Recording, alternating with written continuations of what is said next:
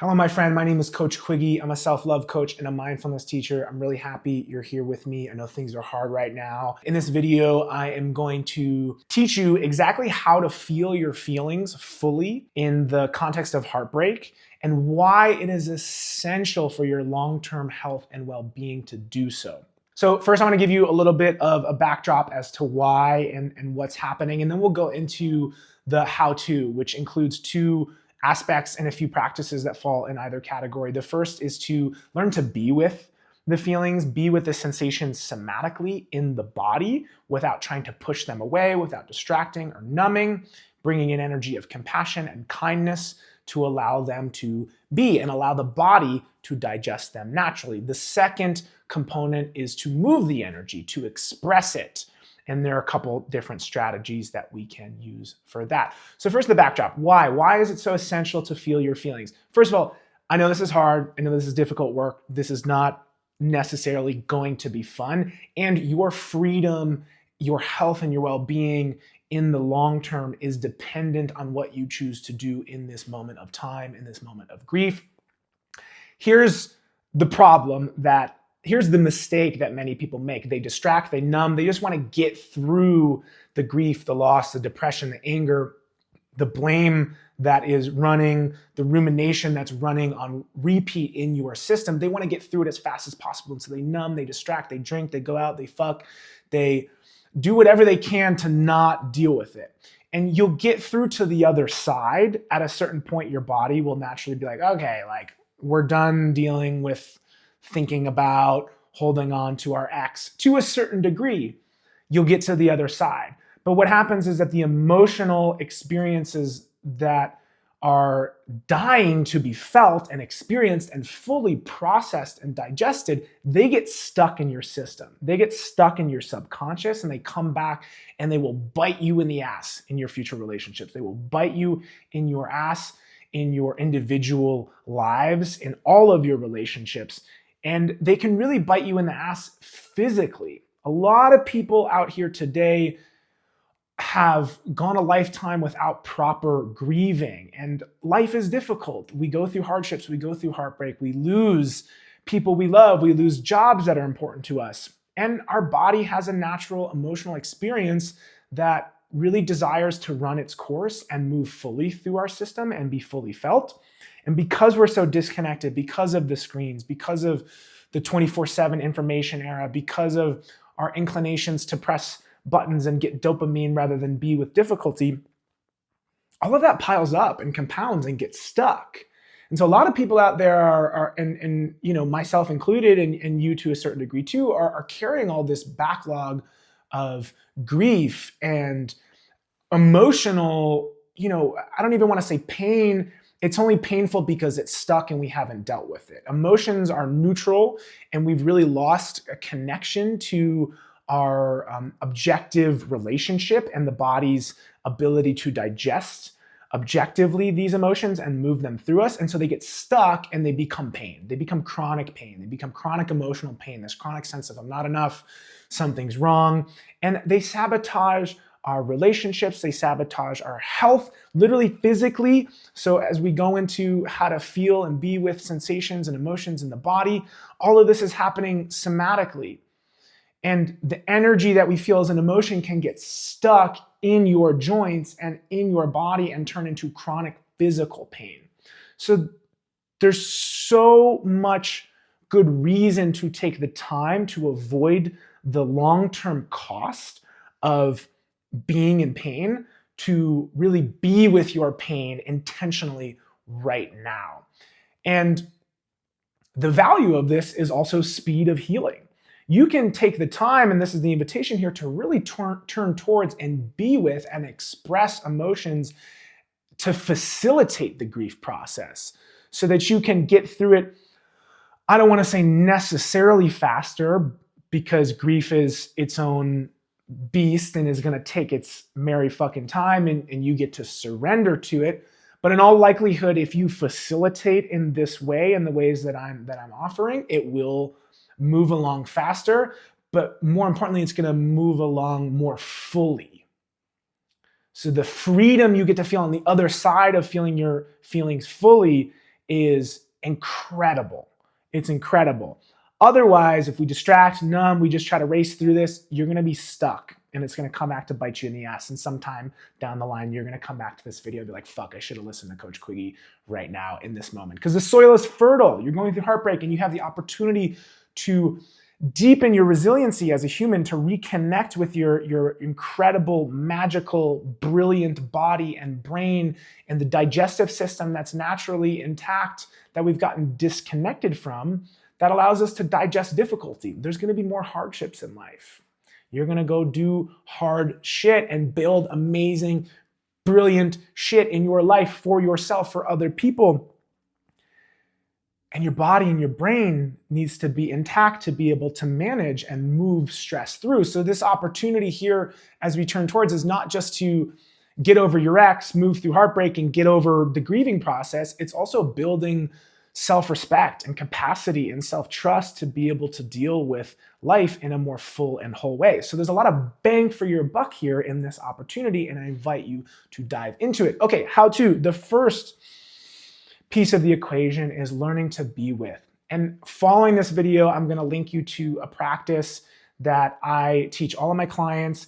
I will be teaching in my upcoming masterclass, the Breakup, Wake Up, and in the group coaching program that will follow it for all of those of you who are in the midst of heartbreak and want to really blast the fuck off spiritually, emotionally, using this opportunity to transform a breakup into the best thing that ever happened for you. Yes, for you, not to you. You're not a victim.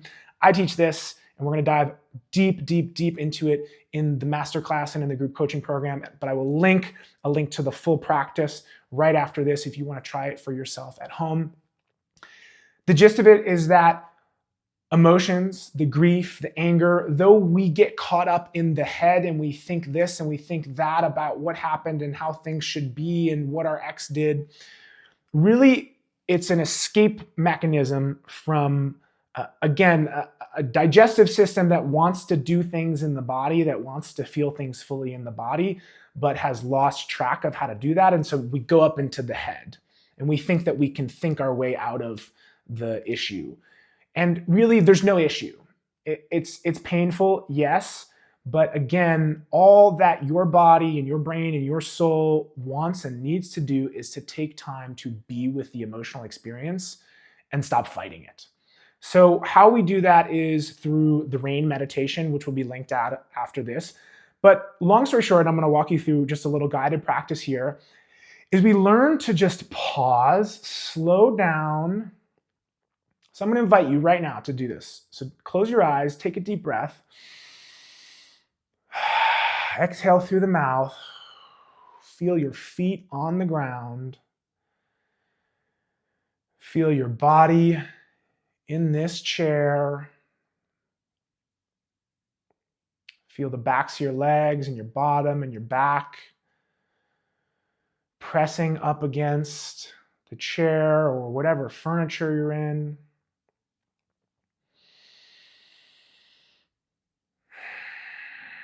And so as we're slowing down, we're coming into the body, we're going to start to drop out of the mind and just gently scan.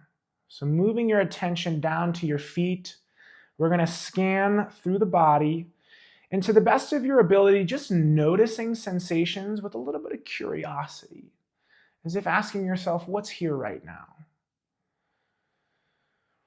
Dropping the judgment of things needing to be a certain way. So moving up from your feet, up through your ankles and calves, through your knees and upper legs, your hips, your low back and stomach, upper back and chest, your shoulders, your upper arms, elbows, forearms, wrists, hands, fingers, moving back up the arms to the neck and throat, the back of the head, wrapping around to the front of the skull, the face, feeling the hair and the scalp. And then expanding your attention to incorporate the whole body again, the head, the neck, the shoulders, the arms, the torso, hips, upper, lower legs, and feet. And as you sit here with your body, just noticing where sensations call your attention most. So there might be some tension somewhere that is really saying, hey, pay attention to me. Or maybe it has a different quality. Maybe it's not tension, maybe it's a sharpness or a brightness or a pain. But this is your body calling for your attention, calling for you to feel what's here, calling for you to be with what's here and allow it to naturally process. If you don't know where your body is calling to you, you can check in with your chest. We often carry a lot of tension in the chest and the jaw and the shoulders. But wherever attention is being called, I want you to direct your attention there really gently, as if just getting to know what the sensations are here in this part of your body.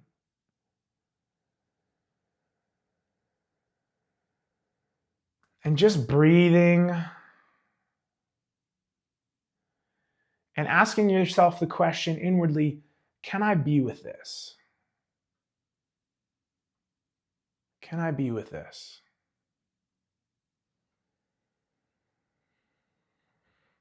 And notice the energy and the tone of the question, can I be with this? It's not, can I try to change this? Can I escape this? Can I do something about this? There's an allowance. There's a surrender to it. Can I be with this tightness? And if the answer is ever no, if it's too much, if it's overwhelming, if you have significant trauma in your background and this starts to feel really claustrophobic, you can just relax back into the full body, relax back into your breath, open your eyes, and discontinue this. But if the answer is yes, I can be with this, we're just going to notice what these sensations feel like. And we're just going to stay here. Breathing, allowing the sensations to be.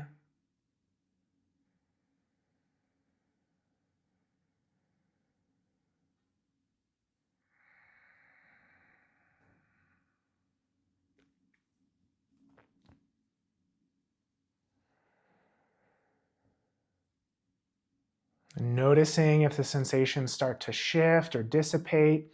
If they move to another part of the body, you can follow them there. Really bringing in this energy of compassion, of curiosity, of care.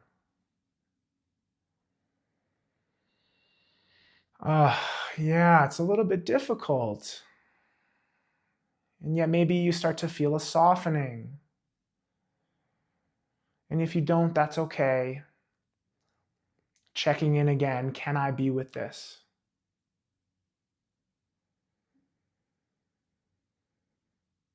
And if the answer is yes, great, just staying present.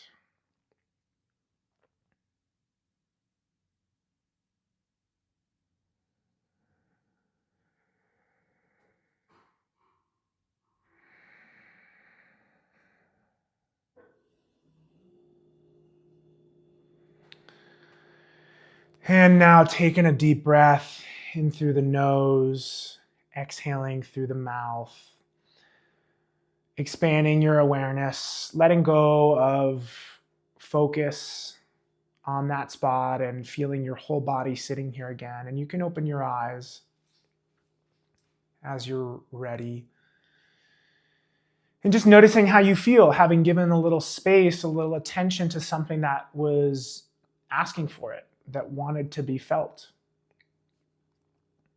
Even I can feel it. I think I had a little bit of anxiety in my system recording this video, and as I take a moment to settle and slow down, there's a down regulation. There's an opening that can become available.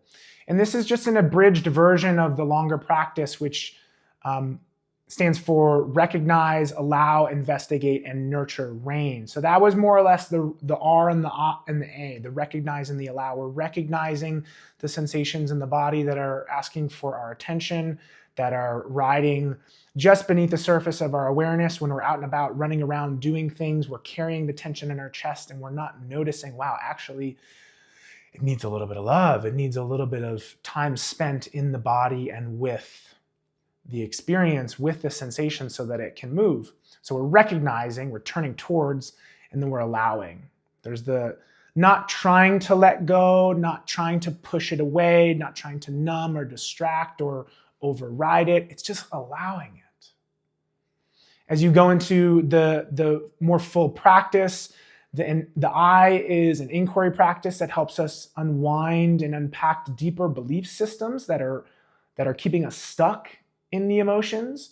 And the N, the nurturing, is a really beautiful self-love practice that helps us take care and create this energy of kindness in the direction of ourselves, in the same way that a great friend or a family member holds us when we're hurting. We can learn to hold ourselves when we're hurting. So you can do this at any time during the day. In fact, I highly recommend that you use the full RAIN practice and that you do it daily for however long it takes for your grieving process to run its course.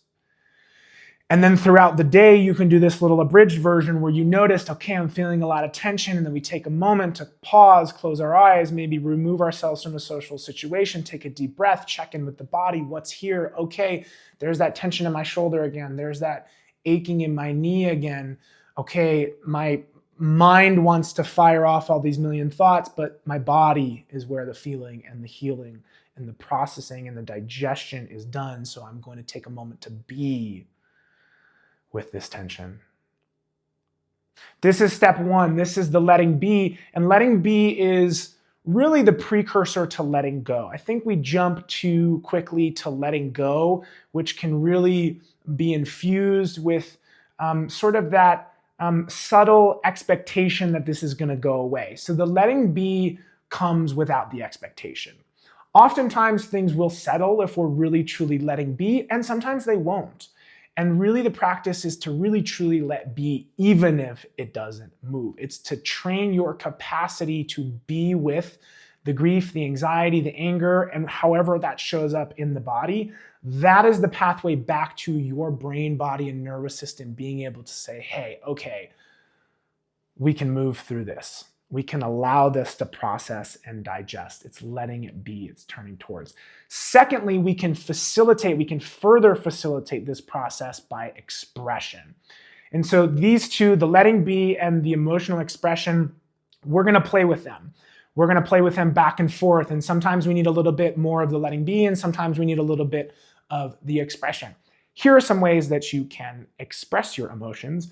One is in a really embodied, active sense.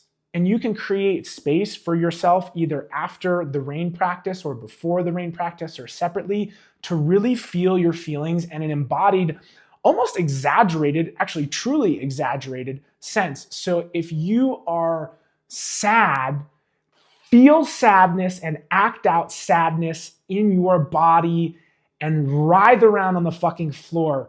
Whine, cry, scream, do what you need to do to embody and express the energy. It's just the emotions are just energy and they want to move. And so the expression part is you facilitating the expression. If you're angry, I have a lot of anger in my history and my primary traumas. And so when I go through heartbreak, I feel a lot of rage that wants to be moved. There's nothing wrong with it. It's problematic if we express it to another person. It's beautiful if we honor the system's natural emotional expression and we do it in a healthy ways. So scream into a pillow, punch pillows. I like to throw a soap bar in the shower because there's something about my childhood trauma that throwing things that are big and can break really is like an expression of that energy. But I've broken so much shit that's important to me over the years that I've learned that I don't want to do that. So what kind of scratches that itch of moving that energy is throwing a soap bar, which is hard, in the shower, but nothing, I mean, if you throw it really hard, the soap bar will break, but nothing that's valuable is broken. And I get to move the energy of this rage. Screaming in the car is also really beautiful. You can also embody the energy of depression and really just squeeze yourself into a ball and just stay there and breathe into that on the couch. But there's an intentionality behind this. This is not a I'm gonna rage all fucking day. It's like I'm gonna turn towards and practice with love, raging fucking hard for the next 15, 20 minutes. And then I'm gonna get up and I'm gonna move on with my day. Okay? Breath work, exercise, martial arts, running, walking, time in nature, all of these things that are gonna support and facilitate changing your physiology and moving energy. Here, see how I'm moving my hands, Tai Chi, Qi Gong, all of these things are gonna help facilitate the movement of the emotion. Artistic expression is also really beautiful. Finding something that really works for you, whether that's drawing, painting, writing poetry, even expressing to a friend, like this is creative expression for me. I'm moving energy. I'm moving some of the anxiety that maybe I was feeling earlier in the video by expressing. So you can express in artistic ways. Music is so incredible. Playing an instrument, connecting with music that really, I'm really auditory and really musically connected, and I presume you are in some degree, because I think we're all really wired for just the connective tissues that music opens up for us. Find your breakup songs. Find your breakup songs that also support the embodiment in the same way that practice of raging on the floor or writhing on the floor really opens up for you. So find the songs that really, you just feel the grief and sing them, belt them. I don't know if you know Stained and Aaron Lewis, this old 90s alternative kind of emo band. And they just, the breakup songs were such a part of my childhood and I feel them so deeply. And it's been a part of my breakup practice to just sing from the heart, from the core, from the body. That Linkin Park too really helps me express the anger and the rage that wants to move. So find the music that really corresponds with the emotions that are asking to be expressed and facilitate, and let yourself feel them and move the energy. Dance like there's no fucking tomorrow. Dance at home or go to an ecstatic dance or go out.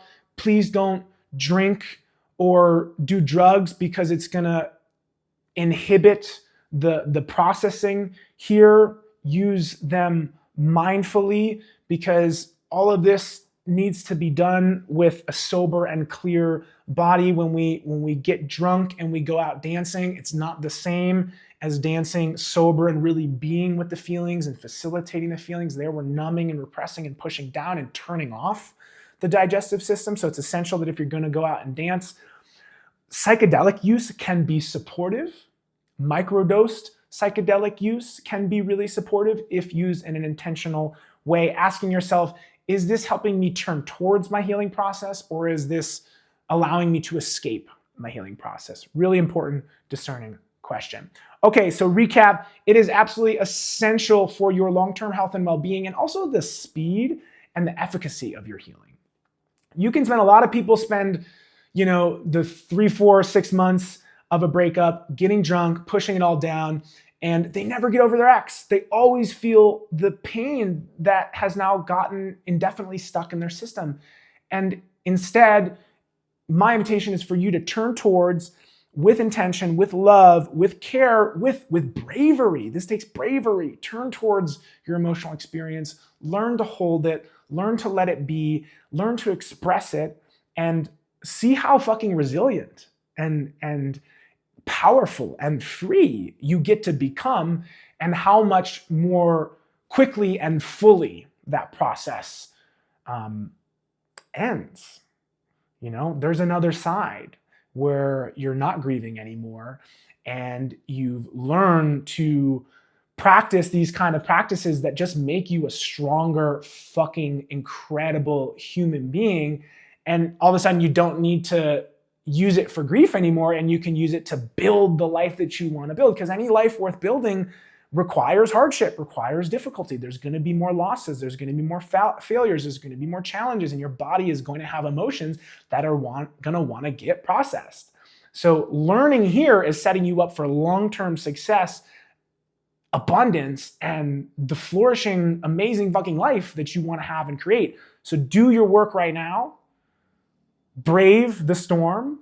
Go into the dark forest and feel your feelings. And you're going to be a better person because of it. You're going to be happier and healthier in the long run because of it. If you dig this MO, I have an invitation for you. I'm hosting, like I said earlier in this video, a free masterclass called the Breakup, Wake Up. It's all about taking this opportunity, and you can hear it infused in the way that I'm offering this, taking the opportunity of heartbreak to transform yourself spiritually, emotionally, to learn from the patterns that you were playing out and the cycles that you were contributing to. This is about taking radical fucking responsibility, taking your power back from the cycles of codependency, where we really put all our eggs in one basket of another person. We allow ourselves to depend on them for health, happiness, and wholeness, when in reality, it's loving ourselves that's going to create the longest term and most sustainable, and honestly, fucking infinite, ceilingless ability to live an amazing fucking life. So in this opportunity, through feeling our feelings, and through a few other pillars that I'm going to introduce in this masterclass, I'm going to teach you and show you. We're going to dive a little bit more deeply into how to do this. I want to hold you, I want to help you. I want you to blast the fuck off from and through this pain. And I know you're so capable of doing so. If you dig that, you can sign up for the masterclass via the link beneath here in the description. Please do the rain meditation that will be linked after this, and let me know how you feel in the comments. I love you. I'm here for you. You can follow me on Instagram if you want to continue to engage in other ways and continue to be in this world of self-love and transfer fucking mation through heartbreak. I love you. You're amazing. Have a beautiful now.